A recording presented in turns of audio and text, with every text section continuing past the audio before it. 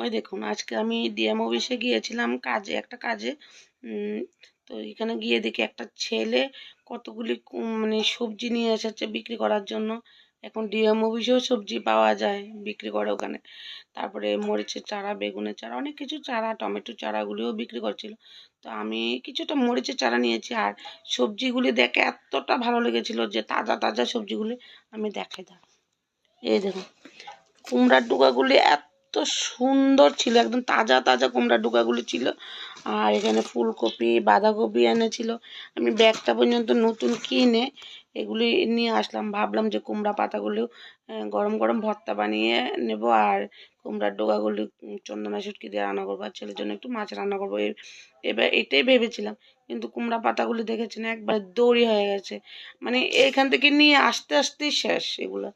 মানে এতটা খারাপ লাগছে, কি সুন্দর ছিল।